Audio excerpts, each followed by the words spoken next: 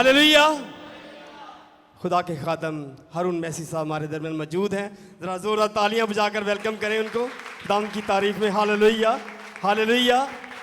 मैं चाहूँगा कि खुदा के खादम को हम सिटी हार्वेस्ट चर्च में वेलकम करें और मैं चाहूँगा कि पास्टर साहब सामने तशरीफ़ ले आएँ और हम अपने रवायती अंदाज में उनको माला पहनाएंगे और माला पहनाएंगे भाई सरवर। भाई सरवर प्लीज़ आप, और आप सबकी पुरजोर तालियों से खुदा के खादम हर चंद इज्जत के लायक हैं। तालियां खत्म नहीं होनी चाहिए। Praise the Lord, hallelujah.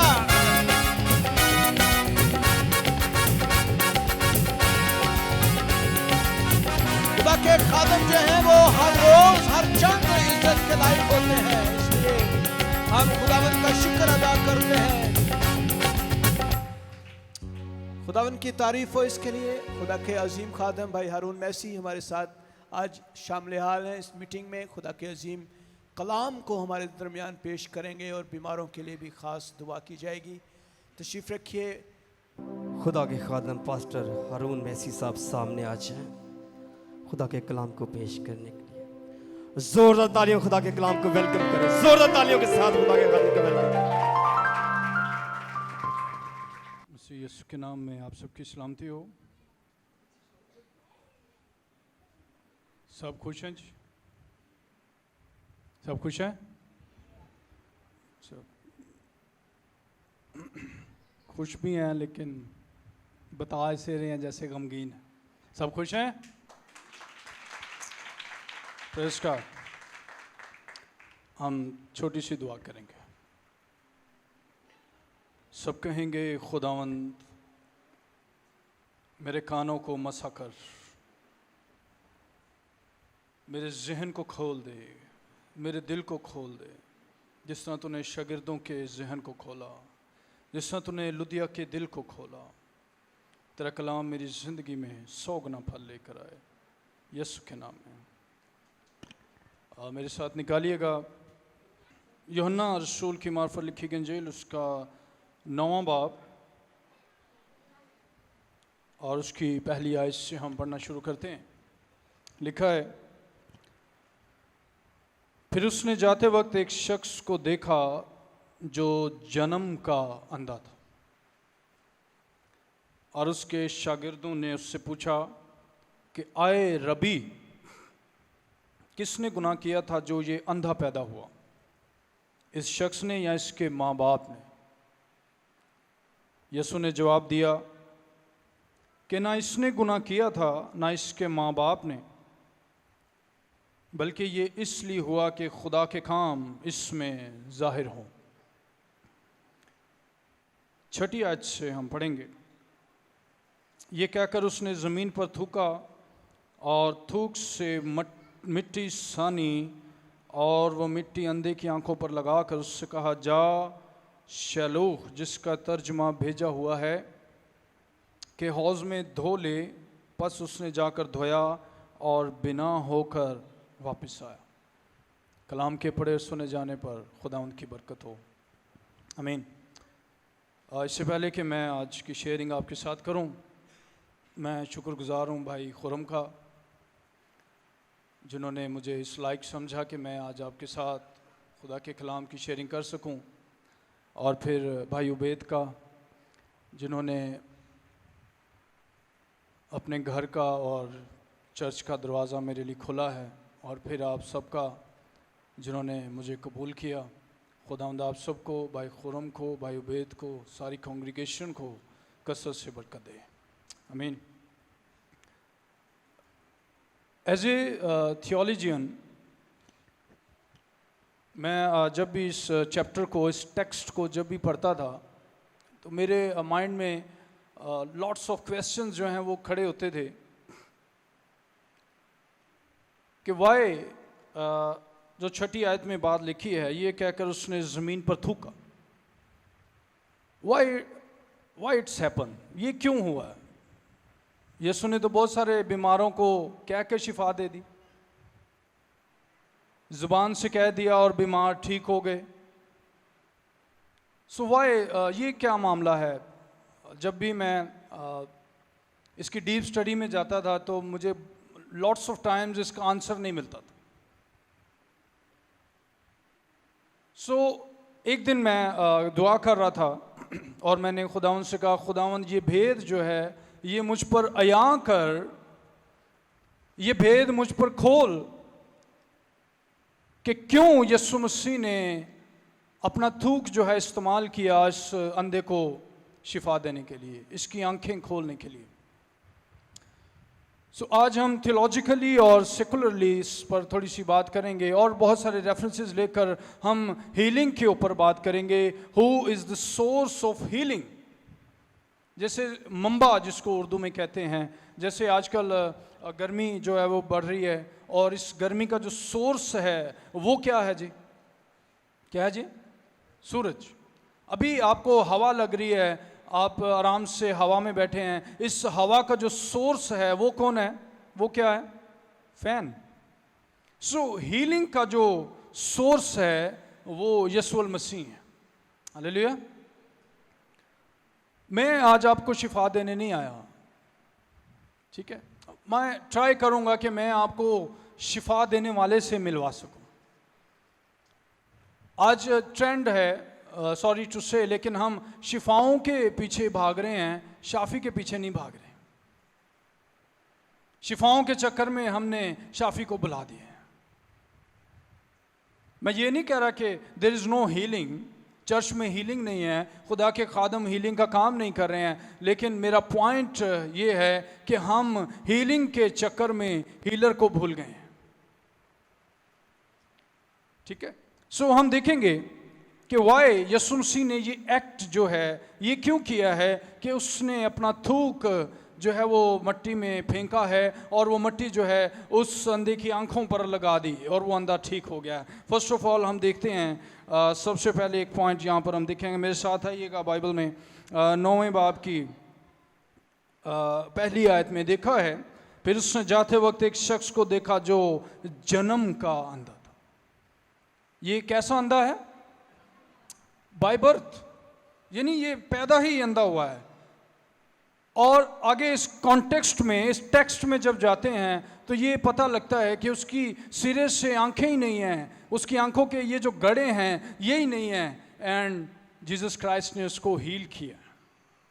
और देखते हैं कि उसने ज़मीन पर थूका और मट्टी सानी, यानी कि इंग्लिश में इसकी ट्रांसलेशन है ही मेड द क्ले। बच्चे कभी आपने देखा होगा ना, घर में वो क्ले सी लेके आते हैं, वो मिट्टी सी जिससे टॉयज वगैरह बनाते हैं, डिफरेंट शेप्स जो है वो बनाते हैं, उसको क्ले कहते हैं। एंड इंग्लिश में इसका तर्जुमा है जीसस मेड द क्ले। उसने मट्टी को साना, उसको गूंदा और क्ले बनाया, और उस क्ले से बाद में उस अंधे की आंखों को बना दिया जिसके सिरे से आंखें है ही नहीं थी। आपको याद होगा पैदाइश की किताब में खुदा ने जब आदम को बनाया तो किससे बनाया? वो आदम का बनाने का सोर्स क्या था? मिट्टी। खुदा ने आदम को किससे बनाया? मिट्टी से। ये जो अंधा है इसको बनाने में भी वही मिट्टी यूज हुई है, लेकिन शायद एक स्कॉलर कहता है शायद खुदा ने जानबूझकर इसकी आंखों के वो जो दो गड़े थे वो छोड़ दिए ताकि यीशु मसीह जब दुनिया में आए वो यीशु मसीह वो गड़े बना सकें, ताकि संदेह के वसीला से खुदा का जलाल जाहिर हो सके। हालेलुया। और थूकना मट्टी में कोई आम बात नहीं है मेरे अज़ीज़ों, ये कोई आम बात नहीं है। यीशु मसीह ने मट्टी में थूक फेंक कर इस बात का सबूत दिया, उसके थूक में भी शिफा है। Praise God. आज हम गलती से किसी पर थूक दें तो क्या होगा जी? या मैं किसी के साथ खड़ा होके बात कर रहा हूं, मेरे मुंह से थूक की 2-4 बूंदें किसी के मुंह पे गिर जाएं, उन्हें की कहना? और पैसा थोड़ा पीछे होके गल करो, थूका सुटी जान दे हो मेरे ते। So it's a great miracle. खुदा ने आदम को मिट्टी से बनाया और खुदा ने वो अधूरा यीशु मसीह ने वो अधूरा काम इस अंधे ने पूरा कर दिया। उसने भी मिट्टी सानी और उस अंधे की आंखों पर लगा के उसके गड़े बना के खुदा का जलाल उसमें जाहिर कर दिया। हालेलुया।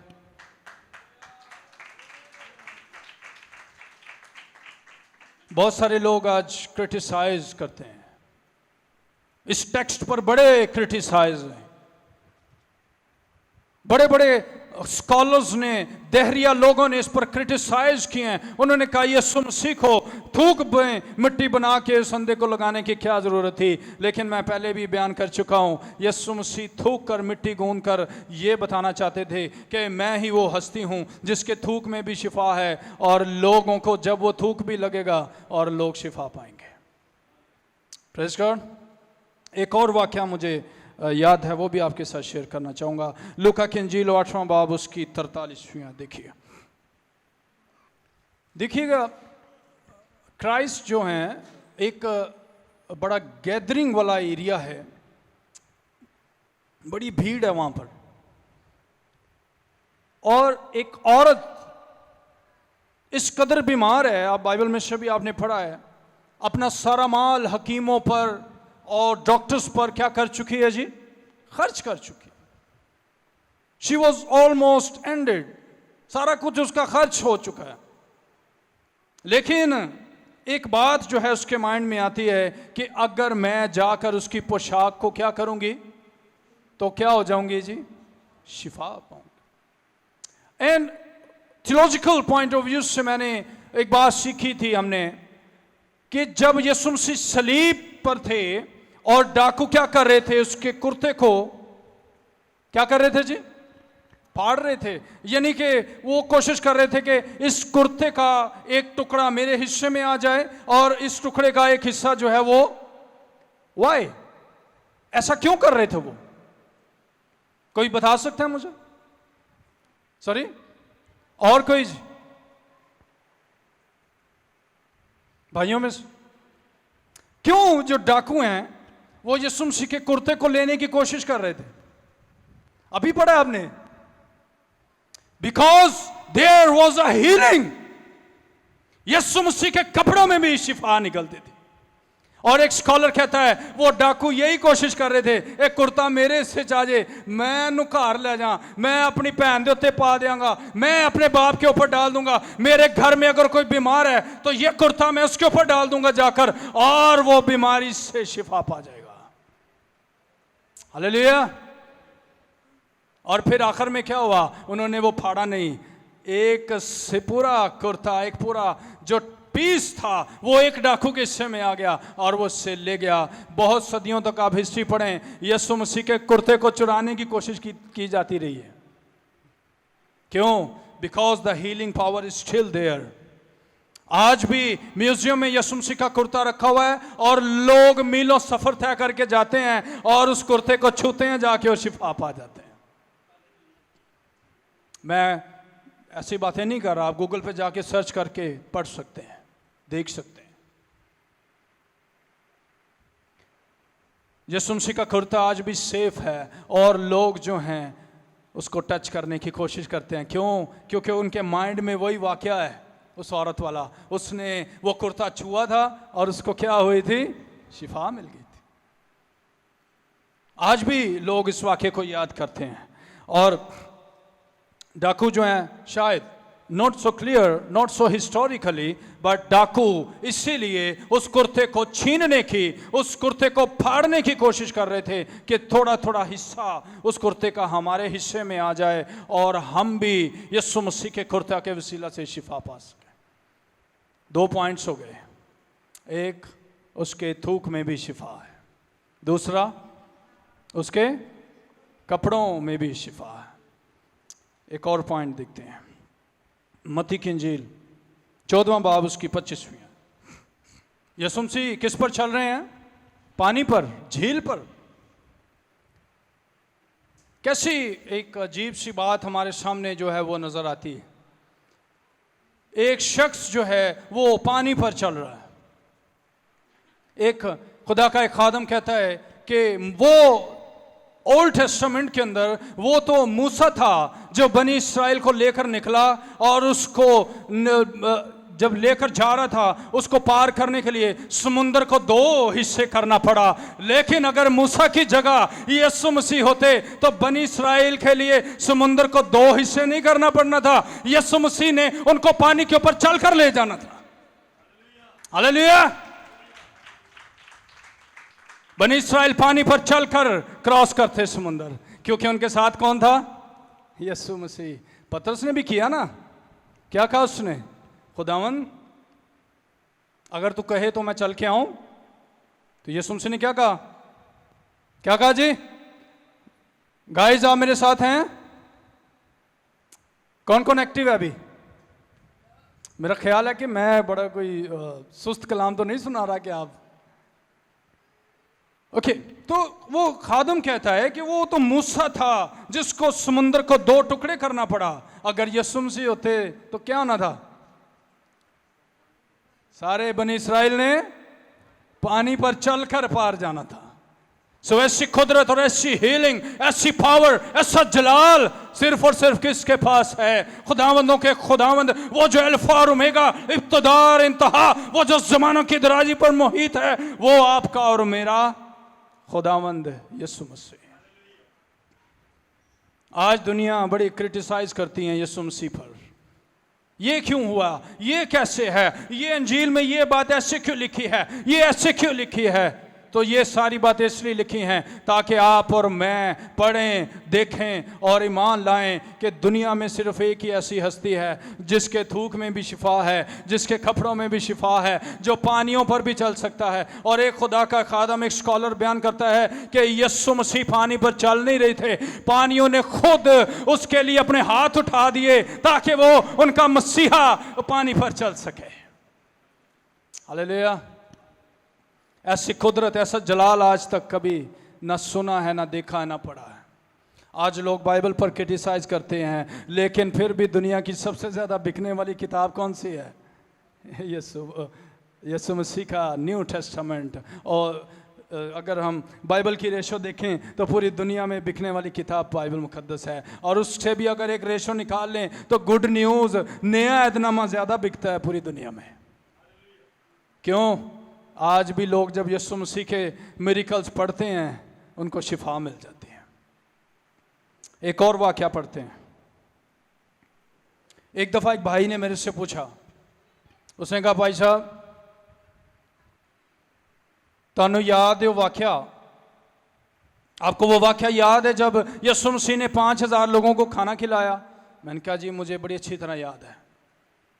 उसने कहा मेरा एक सवाल है, मैं आपसे सवाल पूछना चाहता हूँ। मैंने कहा जी ज़रूर पूछिए।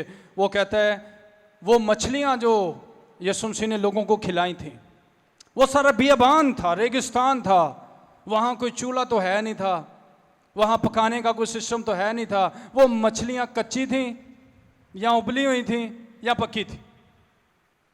मैंने कहा जी आपका बहुत अच्छा सवाल है, लेकिन मैं आपको इसका जवाब भी देना चाहूँगा। शायद आपको ये नहीं पता वो मछलियां किसके हाथ में आई थी। आगे आप समझदार हैं?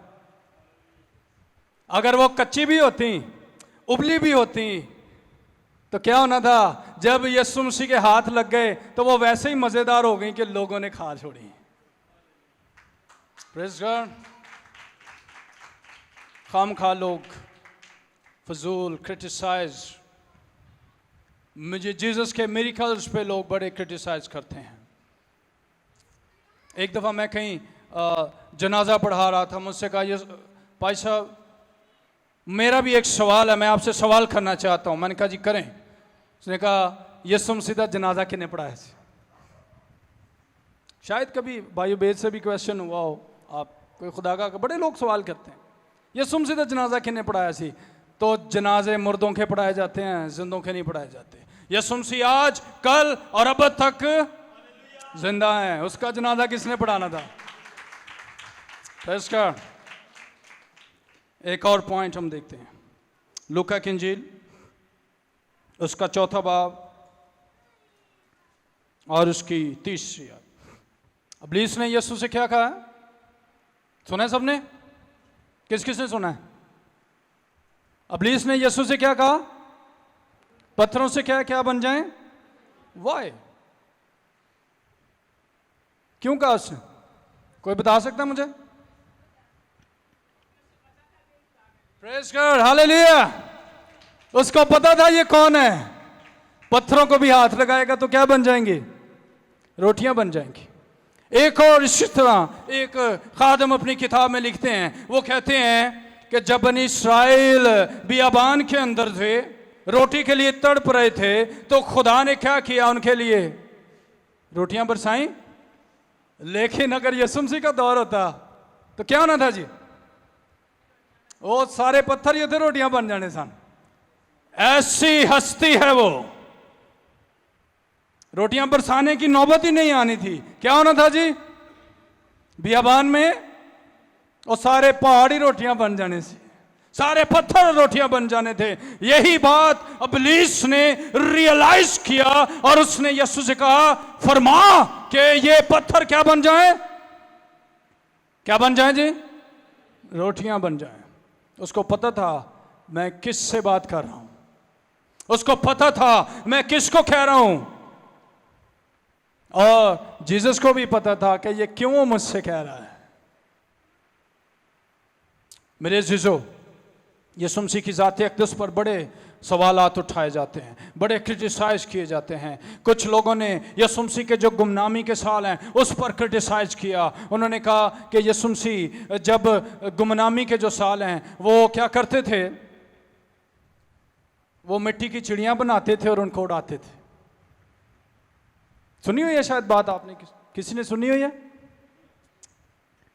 तो मेरे जीजो, क्या आपने कभी इस बात पर गौर किया है, मिट्टी की चिड़ियां बनाना और उनमें जान डाल के उनको उड़ा देना किसका काम है? वो जो खालिक है, जो क्रिएटर है। जो एतराज करने वाले हैं उन्होंने खाम खा एतराज कर दिया, लेकिन उनको ये नहीं पता कि चिड़ी बना के मिट्टी की और उसमें जान डाल के उसको उड़ा देना किसका काम है? खालिक का, क्रिएटर का। तो ही इज द क्रिएटर, जिसने मिट्टी से उस जन्म के अंदे की 2 गड़े बनाकर दोबारा से नई आंखें बना दी। जिसने रियलाइज कर लिया, महसूस कर लिया, मेरे कपड़ों से हीलिंग पावर जो है वो निकली है। वो कौन है? वो कायनात का खालिक और मालिक, आसमान और ज़मीन जिसके हैं, पहाड़ और मैदान जिसके हैं, जंगली जानवर जिसके हैं। इब्तिदा में कलाम था, कलाम खुदा के साथ था और कलाम ही खुदा था, और वो मेरा और आपका यीशु मसीह है। हालेलुया। दिल में आने नहीं देते ना तमन्नाओं में, हम खुदा ढूंढने चले आते हैं गिरजाओं में। वो गीत एक गाते हैं ना, तेरे दिल के दर पर यसु कुंडियां लाइयां होंदियां ने ते गीत गाई जाने। एक मुसव्विर ने एक तस्वीर बनाई एक दफ़ा। उसने एक दरवाज़ा बनाया खूबसूरत, एक पेंटिंग बनाई दरवाजे की, और वो पेंटिंग उसने अपने घर के बाहर रख दी और अपने उस्ताद मोहतरम से कहा, उस्ताद मोहतरम ये पेंटिंग कैसी बनी है? उसने कहा बहुत अच्छी बनी है, लेकिन इसमें एक चीज़ की कमी रह गई है, और वो कमी ये है कि आपने इसकी कुंडी नहीं बनाई। उस मुसव्विर ने कहा, उस्ताद मोहतरम ये दिल का दरवाज़ा है, दिल के दरवाज़ों की कुंडियाँ अंदर से खुलती हैं। मेरी बात समझ आ गई होगी आपको? आ गई है ना? यीशु मसीह के लिए दरवाज़ा खोलने के लिए क्या ज़रूरी है? कुंडियाँ। कुंडियाँ कहाँ से खुले? अंदर से खुले, अंदरों बंद नहीं। Let's open the door. लिखा है कि वो आना चाहता है, ही वॉन्ट्स टू कम। वो आपको हील करना चाहता है, वो आपको शिफा देना चाहता है, वो आपके साथ बात करना चाहता है, लेकिन हम कभी उसके लिए कुंडी नहीं खोलते, हम कभी उसके लिए दरवाज़ा नहीं खोलते। देखिएगा, इतनी बातें मैंने आपके साथ शेयर की। मैं बार बार कुतुब का हवाला इसलिए देता हूँ कि एज उम्र गुजर गई है किताबें पढ़ते। डेट्स वाई मैं बहुत सारी कुतुब से आपको रेफरेंसेस दे रहा हूँ। इसी तरह खुदा का खादम बयान करता है कि यीशु मसीह जिन गलियों से, जिन मोहल्लों से गुजरे थे, उसके खून के छींटे जहाँ जहाँ लगे थे, आज भी उन गलियों में, उन मोहल्लों में शिफा है। आज भी अगर डिजीज फ्री कोई कंट्री है तो वो इजराइल है। अगर सबसे पहले कोरोना ने किसी मुल्क ने कोरोना पे काबू पाया, वो कौन सा मुल्क है आपको पता है? इस्राएल। आज भी लोग जो इस्राएल होकर आए हैं, मैं जॉर्डन तक होकर आया हूं, मुझे पता है इस्राएल की फिजा जब जॉर्डन से गुजरती है तो जॉर्डन में भी लोग शिफा पा जाते हैं। जब इस्राएल से गुजरने वाली हवाएं वहां से चक्कर खाकर फलस्तीन से गुजरती हैं, जॉर्डन से गुजरती हैं, आस पड़ोस के मुल्कों से गुजरती हैं, और लोग महसूस करते हैं इस फिजा में भी शिफा है। क्यों? वो लोग जो इस्राएल होकर आए हैं वो बताते हैं कि जब जिस सड़क से, जिस रास्ते से यीशु मसीह गुजरे थे और उनका खून जिस सड़क पर, जिस पत्थर पर, जिस एरिया में लगा था, आज भी लोग वहां पर जाते हैं और शिफा पा जाते हैं। आज तक ऐसा कभी सुनने में आया? कभी नहीं। बहुत सारे लोगों ने खुदाई के दावे किए। आप ओल्ड टेस्टामेंट पढ़ें, नमरूद जो है उसने खुदाई का दावा किया, और बहुत सारे स्कॉलर्स गुजरे हैं, आलम गुजरे हैं, नबी गुजरे हैं। कभी ऐसा नहीं हुआ कि हजारों साल गुजर जाने के बावजूद पत्थरों में भी शिफा है। ऐसी हस्ती है वो। क्या आपने कभी यीशु मसीह का तजर्बा किया? कलाम में लिखा है, आजमा कर देखो खुदा। क्या लिखा जी? बताइए जरा, सारे बोले कौन सी वर्ष है? आजमा कर देखो खुदा कैसा मेहरबान। ये उर्दू ट्रांसलेशन है, मैं आपको इंग्लिश ट्रांसलेशन बताता हूं। कोई भी इंग्लिश बाइबल उठा के देख लीजिए, किंग जेम्स, NIV, ESV, आपको इस वर्ष का एक ही तर्जमा मिलेगा, आजमा कर देखो खुदा कैसा मेहरबान है। आपको इंग्लिश में इसका एक ही तर्जमा मिलेगा, टेस्ट द लॉर्ड। क्या तर्जमा बताया मैंने? Test the Lord. टेस्ट का क्या मतलब है जी? चख कर देखें। क्या करें? चख कर देखें। मैं आपके किसी के घर जाता हूं, मेरे सामने बड़ी अच्छी डिश रखी जाती है और वो वहां पर रख दी जाती है, और मुझे कहा जाता है भाई साहब चखते करो कैसी है। वो तो वहां पड़ी है, मुझे क्या पता उसको। बहन तारीफ कर रही है, भाई साहब बड़ी मजेदार है, बड़ी मजेदार है, बड़ा इसका टेस्ट बहुत अच्छा है। But I never taste. मैंने चखा ही नहीं इसको। मुझे कैसे पता लगेगा ये डिश अच्छी है? जब मैं जाऊंगा, अपनी जुबान से टेस्ट करूंगा, फिर मुझे पता लगेगा इसका टेस्ट कैसा है। यही बात जो है वो यीशु मसीह पर सादी रहती है। हमने कभी उसका टेस्ट नहीं किया। उस औरत ने यीशु मसीह का टेस्ट किया और उसको शिफा मिल गई ना। हालेलुया। अंधे ने टेस्ट किया, उसको शिफा मिल गई। हमने टेस्ट ही नहीं कभी किया। Let's taste the Jesus, let's taste the God. आजमा के देखो। ये वो वाला आजमाना नहीं है। अभी मैंने आपको एक तर्जुमा बताया, टेस्ट द लॉर्ड। टेस्ट करें इसको, चेक करें। अमेरिका में एक दफा कैलिफोर्निया में एक दहरिया की काउंसिल हो रही थी। दहरिया कौन होते हैं? जो खुदा को नहीं मानते। वो उनका जो लीडर था उसने कहा देयर इज नो गॉड, खुदा नहीं है।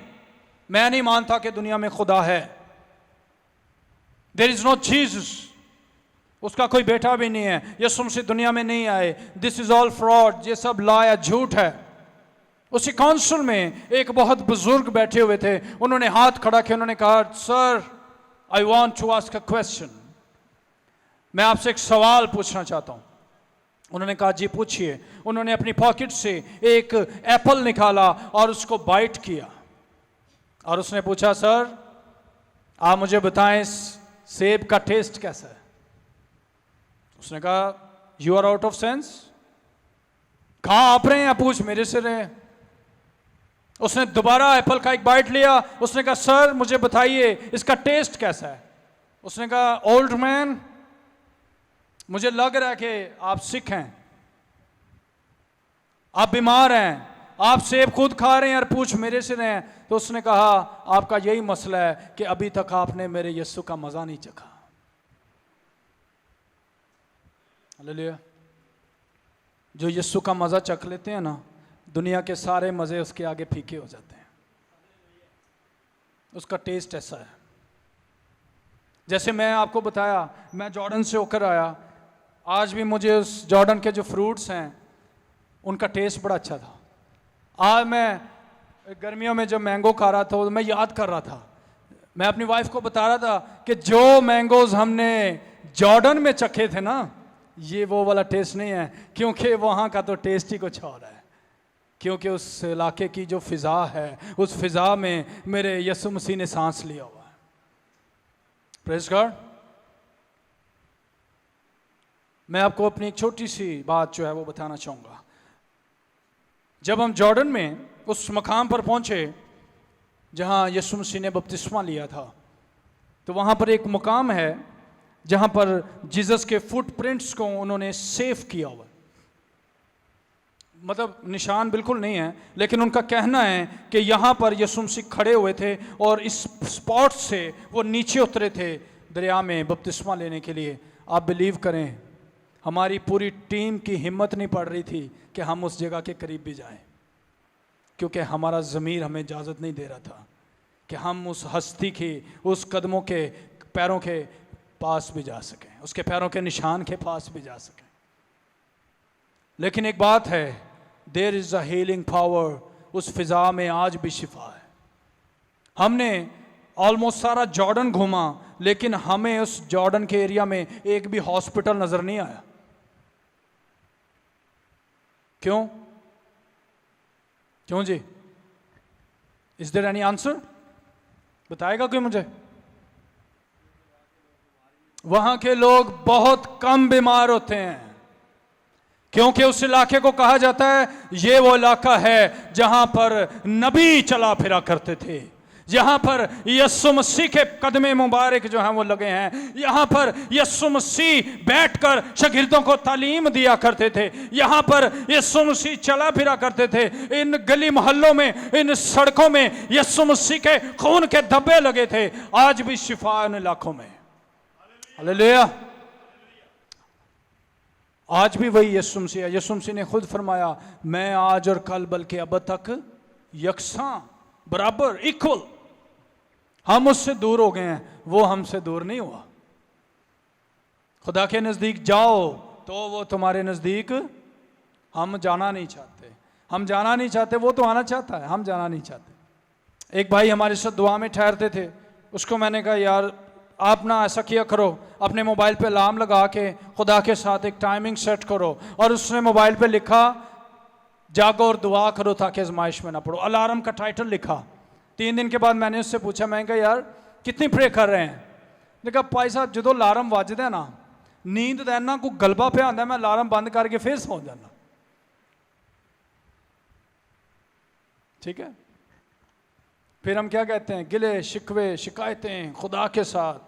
कभी चर्च में आके भाई साहब के साथ, भाई साहब मैं तो लुट गया, बर्बाद हो गया, खुदा नू मैं ही लब्बा सा, बस मेरे ही नहीं कर्जे उतर दे। वो तो आपके कर्जे उतारना चाहता है। कलाम में क्या लिखा है? तू कर्ज देने वाला है, तू कर्ज, बोले ऊंची, कर्ज लेने वाला नहीं है। हम तो देने वाले हैं, लेने वाले नहीं। आज भी देखें आसिफ टाउन जहानाबाद, जितने ये किस्तों वाली दुकानों पे खाते हमारे हैं, दूसरों के नहीं है। कशफ से जितने कर्जे हमने लिए हुए हैं, दूसरों ने नहीं लिए हुए। बैंकों में जितने लोन्स हमारे चलते हैं, दूसरों के नहीं चलते। क्यों जी? चलते हैं ना। कलाम में लिखा, दाऊद फरमाता है अपने ज़बूर में, मैं तेरी कुदरत के कामों के सबब से दिन में कितनी बार तेरी सिताइश करूंगा? पता है किसी को ये वर्ष? जी बताएं। हमारे जो मुस्लिम भाई हैं वो कितनी दफ़ा नमाज पढ़ते हैं? 5 दफ़ा। और दाऊद लिखता है, मैं तेरी कुदरत के कामों के सबब से दिन में 7 बार तेरी सिताइश करूं। कितनी बार करते हैं? संडे ਨੂੰ ਵੀ 2 ਘੰਟੇ चर्च आने। 7 बार। दिन में कितनी बार? दिन में तेरी कुदरत के कामों के सबब से मैं दिन में 7 बार तेरी सिताइश करूंगा। वो हमारे मुस्लिम भाई 5 बार, हमारे लिए क्या हो गया? 7 बार। ठीक है? So try Jesus, test the Jesus. अगर उसके पोशाक में आज भी शिफा है तो वो इख्तियार उसने आज अपने खादमों को भी दिया हुआ है। दिया कि नहीं? बस तुम मुझसे भी बड़े काम करोगे। और आपने देखा होगा अमाल की किताब के अंदर पतरस जब चलता था तो क्या होता था? लोग उसके साया से भी शिफा पाते थे। और पलूस का दौर जब आया है, पलूस का टाइम जब आया है, लोग उसके जिस्म से कपड़े लगाकर अपने मरीजों पर डालते थे और लोग शिफा पा जाते थे। ये बात नहीं है कि आज हीलिंग नहीं है, चर्च में शिफा नहीं है, खादमों के पास शिफा की कुदरत नहीं है। बिल्कुल है। ये नहीं है कि आप घर से सोए उठ के आ गए हैं और खादम आपके लिए सारी सारी रात दुआ करता रहे। ਤੁਸੀਂ ਫੇਰ ਜਾ ਕੇ ਸੌਂ ਜਾਣਾ है, जिम्मेदारी खादम ते पा देनी। भाई साहब मेरी दुआ की सी। आपकी भी रिस्पॉन्सिबिलिटी है। फर्स्ट आपकी ड्यूटी है, फिर हमारी ड्यूटी है। Praise God. अगर ये बातें आज आपकी समझ में आ गई हैं तो शिफा आपसे दूर नहीं है, यसुम मसीह आपसे दूर नहीं है। First of all try to test him, first of all try Jesus. Hallelujah. खुदावंद आप सबको ब्लेस करे। God bless you. Praise God.